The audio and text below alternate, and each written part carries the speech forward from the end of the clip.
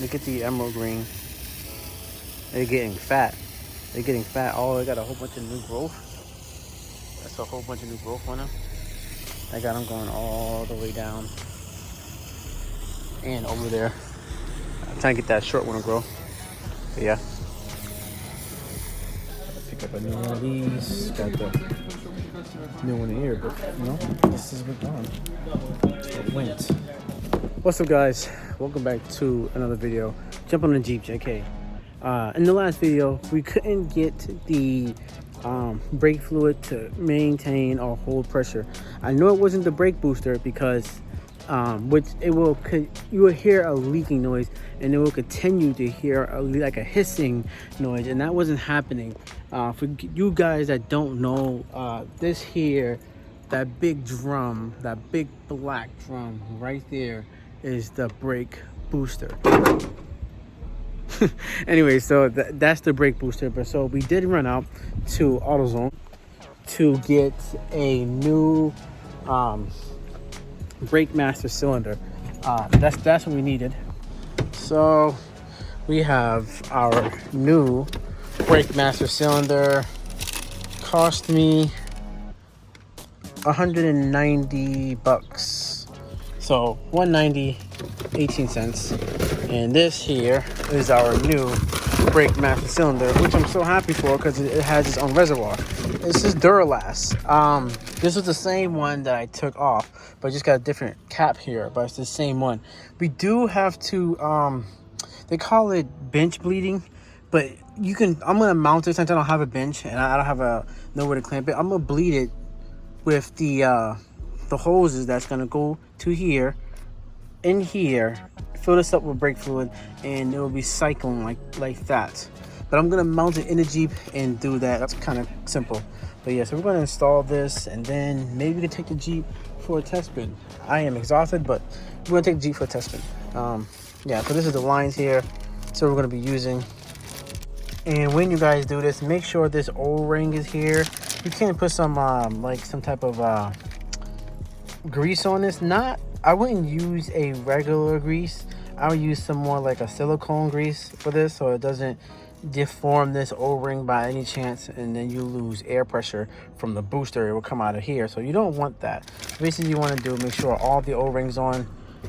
You see the O-rings on the line, they're already on there, and you want to make sure this one is on here. Take that off and slide that in. So I'm gonna do that right now. Installing this is just as simple as, you know, putting this on those two bolts there, and then using the factory hardware to bolt them back up there, and then fill it up with fluid, put the ABS module back in, and then you'll be able to actually get this going. So yeah, it does require DOT3 brake fluid. So yeah, we're doing this real quick, filling her up, so that way she's gonna cycle in herself. Okay, so we got our new brake master cylinder, and this is the reservoir part, but the cylinder is actually down there. That silver piece with those two lines going into it, that piece right there. Yeah, so we finally got that in, and we're gonna try to take it for a test spin. It was very firm, so we're gonna take around a block real quick down the street and back up the street, and then I think we're gonna have to take care of these big boys in this video. Gonna take care of these. Yeah, good summer beater tires.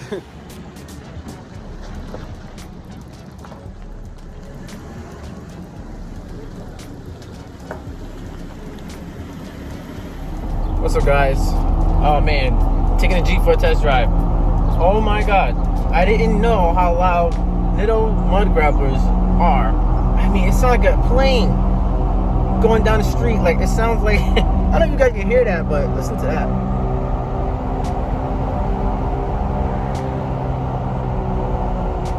Now that's loud. That's loud. Unfortunately, I gotta adjust the Jeep steering.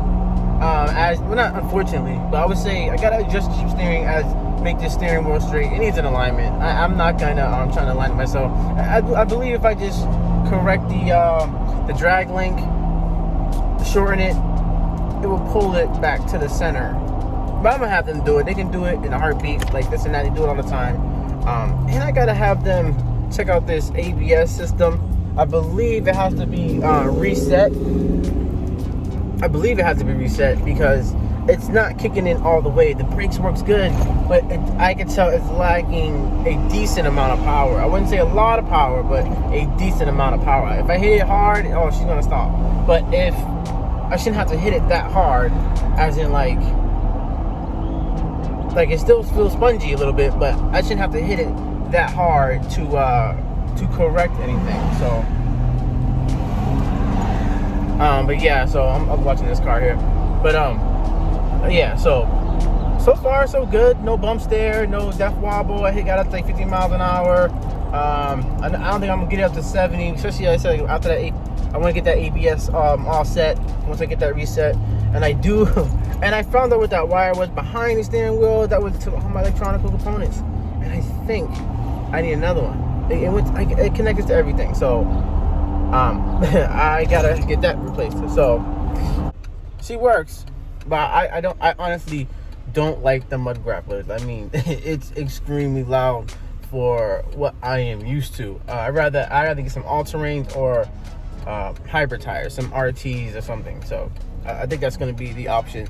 I mean, even the ones that I had in the basement are mud tires, so I might just get rid of those 40s, which might save me a couple of dollars too. Just put a Dana 44 in the front or something. But because the Jeep is massive, and I didn't know it was going to be that big. Like, it's big, guys. Behind me, we have a set of diff covers.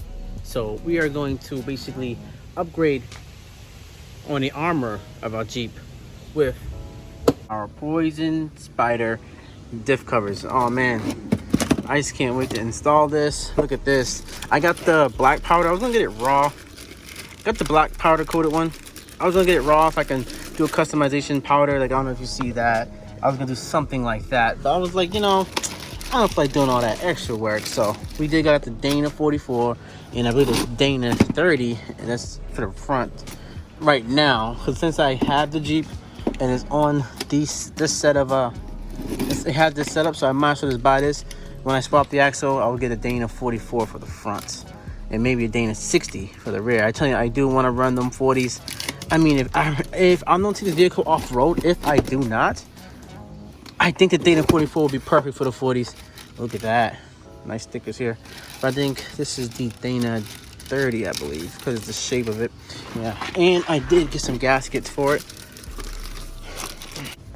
And it's going to mount up just like that. Which is awesome. What is awesome about this, I have, they come with gasket maker.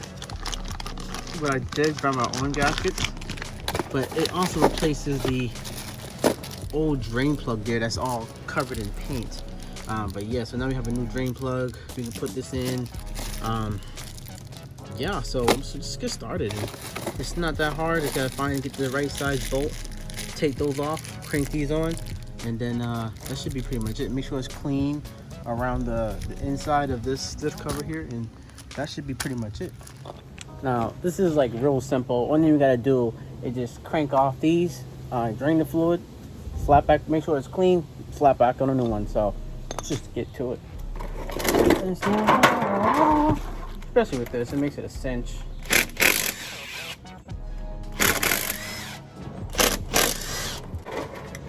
You don't care about the bolts. You don't need them. Tighten. Squeeze.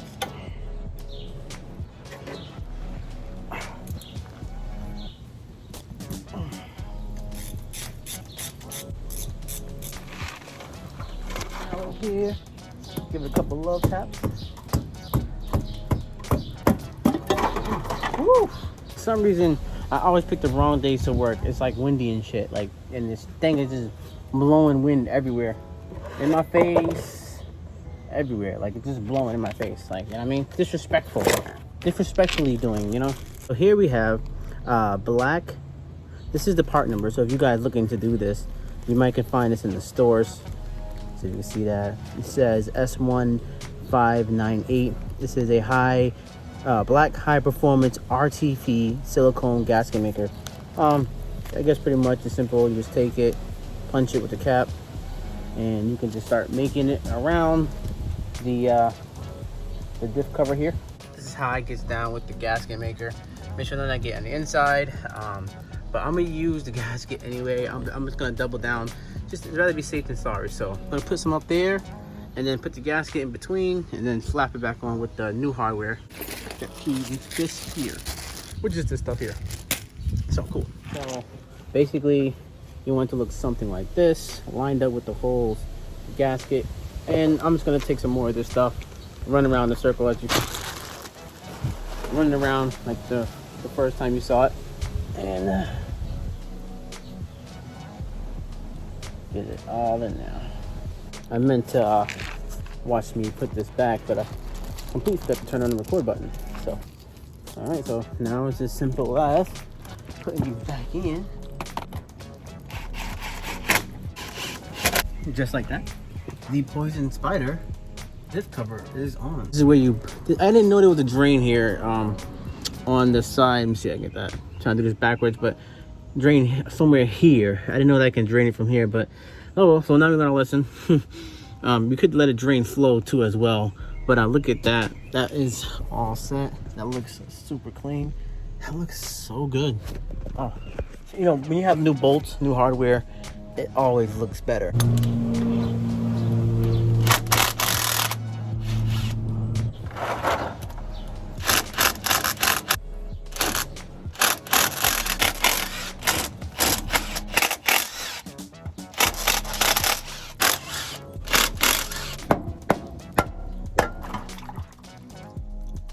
Better than the last one.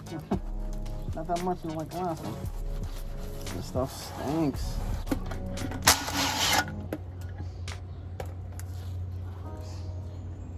Yuck.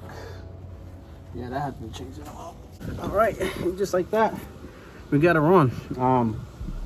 It's gotta just tighten her down, but yeah, and add fluid, but we're gonna do that fluid a little later because right now I'm at home and I don't want to run to the store right now, so gotta head back on the road anyway, so later we'll be filling it with fluid.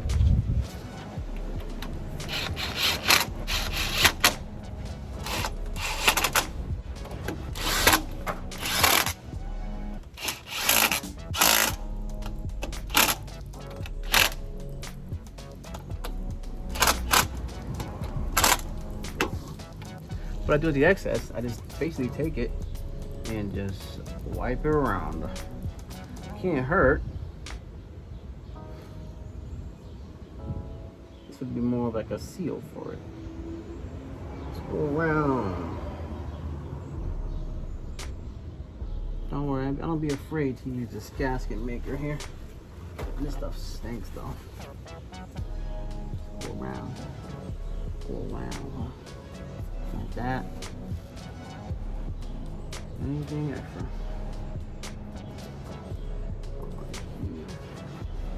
And guys, this is a good reason to change the diff fluid.